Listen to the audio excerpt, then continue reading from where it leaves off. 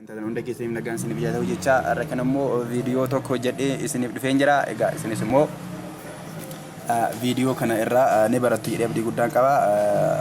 Isinis channel kiyya afaaraa kan taatan yoo jiraattanis Hailee Tuuyaapis jettanii channel kiyya subscribe naaf godhaa. Viidiyoon kunis immoo baay'ee barumsa guddaa akka isiniif dabarsu abdii guddaan qaba. Egaa isinis immoo akkaataa Wi-Fi akkaataa kamiitiin paaswordii isaa beekuu dandeenya kan jedhuun isinitti hima.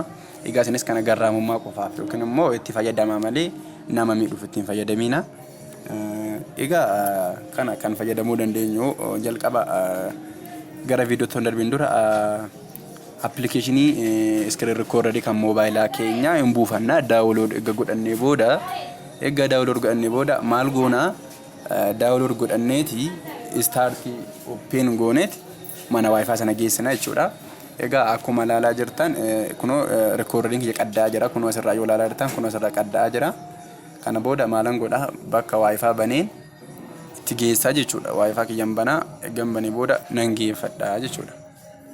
Eeggan geeffadhe booda Wi-Fi kunoo ishee kanadha. Inni immoo paaswordii naaf guutuu ilaala amma.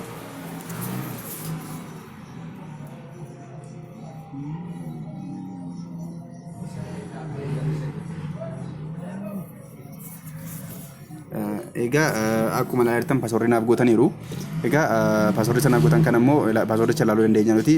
Egaa kana keessatti nuti immoo paaswordicha sana gootan kana maal ta'eera konneektii naa ta'eera. Kanaaf paaswordii sana beeku qal'aalumatti yeroo biraatti dhufnee maal gochuu dandeenya fayyadamuu dandeenya. Screen recorder keenyaan fudhanneetu fayyadamuu dandeenya isiniin jedha. Kanaaf viidiyoon koo har'a ishee kana fakkaatti yeroo itti nuti immoo waan guddaa waan biraa qabadhee isiniif dhufa. Isinis immoo channel kiyya subscribe naaf godhatanii jajjabeessan isiniin jedha. Galatoomaa isiniin jedha.